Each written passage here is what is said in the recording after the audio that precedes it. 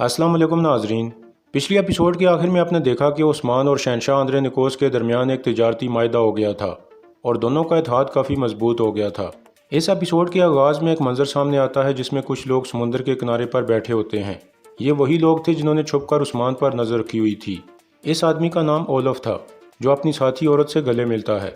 इतने में एक आदमी वहाँ पहुँचता है जिसका नाम फिरोदी था।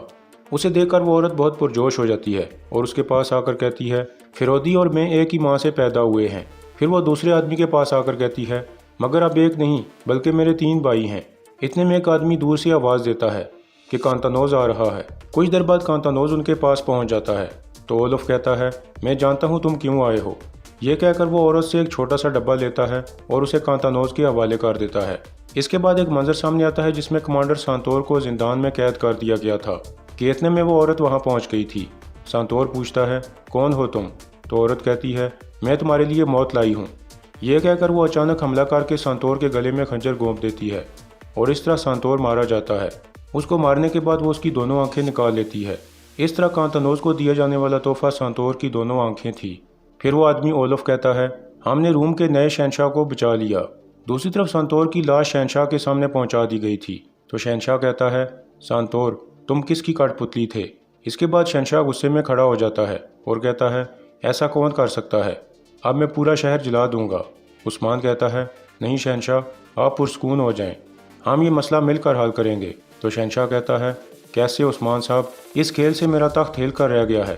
मेरा कैदी मेरे ही जिंदान में मारा गया, मैं किस पर भरोसा कर सकता हूँ? उस्मान कहता है, आप उन पर एतमाद करें जो हमले के वक्त आपके साथ थे।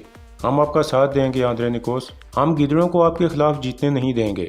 यह सुनकर शहनशाह कहता है, मैं आपका एहसानमंद हूँ उस्मान साहब। इसके बाद उस्मान कहता है, आपको मोहतात रहना होगा शहनशाह आंद्रे निकोस, मेरे कुछ सिपाही आपके महल के आसपास मौजूद रहेंगे, अब हमें जाना होगा। यह कहकर उस्मान वहाँ से चल पड़ता है। दूसरी तरफ कांतानोज कह रहा था, हर चीज़ पोशीदा थी, फिर तुम्हें कैसे पता चला? तो ओलफ कहता है, जनूब के खुदाओं ने मेरे कान में सरगोशी की। मैं यह भी जानता हूँ कि उस उस्मान नामी तुर्क ने तुम्हारा हमला बर्बाद कर दिया।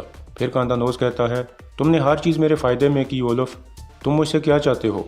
ओलफ खड़ा होकर कहता है, मैं गद्दारों को शेरों के खिलाफ जीतने नहीं देता, क्योंकि सिर्फ बहादुर ही ओदिन के दस्तरखान पर बैठ सकते हैं। कांतानोज दोबारा पूछता है, तुम मुझसे क्या चाहते हो? तो ओलफ कहता है, मुझे एक फ़ौज चाहिए, हम तुम्हें तख्त लेकर देंगे और तुम हमें अपनी फ़ौज दोगे। अब ये जाम पियो। यह सुनकर कांतानोज कहता है, किस लिए पीऊँ? अपनी शिकस्त के लिए? तो ओलफ कहता है, उस्मान की मौत के लिए। इसके बाद कांतानोज वो जाम पी लेता है। दूसरी तरफ ओलफ के बहुत सारे आदमी एक जगह उस्मान के लिए गात लगाकर खड़े थे। ओलफ का भाई सागा उन आदमियों की सरबराही कर रहा था। फिर वो सबको जोश दिलाता है। कुछ देर बाद एक आदमी आकर कहता है, वो आ रहे हैं। दूसरी तरफ यानी बाजार में अलजिक अपनी दुकान के बाहर कुछ काम कर रही थी। हक तैमूर भी छुपकर उसे देखने लगता है।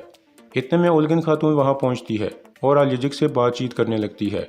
इस दौरान वो अलजिक से शादी के बारे में पूछती है तो अलजिक कहती है, वो बहादुर जो मुझसे शादी करेगा वो अभी पैदा ही नहीं हुआ। तो उलगिन कहती है, माशाल्लाह, मगर तुम ये नहीं जान सकती, तुम्हें किस तरह का बहादुर चाहिए? तो अलजिक कहती है, पहले तो मैंने कभी ये सोचा नहीं, मगर वो बहादुर ऐसा होना चाहिए जो मेरी तरह तलवार चला सके, एक ऐसा बहादुर जो मुझे जंग में हिस्सा लेने से ना रोके बल्कि मेरा साथ दे। यह सुनकर उलगिन कहती है, हाँ ऐसा बहादुर तो मौजूद है और तुम इसे जानती भी हो, शहीद गुंदो साहब का बेटा अक तैमूर। यह सुनकर वो एक नज़र अक तैमूर को देखती है और फिर कहती है, अक तैमूर जिसने मेरे घोड़े की धूल खाई। तो उलगिन कहती है, माशाल्लाह, तुम भी उसे नहीं भूली। इसके बाद अलजिक वहाँ से एक तरफ चली जाती है। उसके जाने के बाद उलगिन कहती है, ये काम तो हो गया यार, अब मैं इन लोगों को मिलाने में मदद करूँगी, मगर आप उलगिन का घर बसाने में मदद करें। दूसरी तरफ उस्मान और उसके सिपाही जा रहे थे कि एक कुल्हाड़ा उनके सामने दरख्त पर लगता है तो वह सब रुक जाते हैं। कुछ ही देर में ओलफ के आदमी उनके सामने पहुंच जाते हैं। ओलफ का भाई सागा कहता है, उस्मान, एक असली सिपाही की तरह मेरे साथ लड़ो ताकि तुम्हारी मौत जल्द हो सके। तो उस्मान कहता है, जब कुत्ते की गर्दन पर पटा तंग किया जाता है तो वह बहुत ज़्यादा भौंकता है, आओ ज़रा। फिर उस्मान अपने सिपाहियों से मुखातिब होकर कहता है, सिपाहियों, यानी शहर पहुँचने तक कोई रहम नहीं दिखाना, जो भी रास्ते में आए उसे मार दो। इसके बाद लड़ाई शुरू हो जाती है। उस्मान और उसके सिपाही उनका खात्मा करने लगते हैं। कुछ ही वक्त में उस्मान कई आदमियों का खात्मा कर देता है और फिर उस्मान उनके सरबराह सागा के सामने पहुंच जाता है। उन दोनों में लड़ाई शुरू हो जाती है। सागा कहता है, तुम अपने ही खून में डूब जाओगे। तो उस्मान कहता है, ऐसा कहने वाले तमाम लोग अब मट्टी के नीचे हैं, इसके बाद दोबारा लड़ाई शुरू हो जाती है।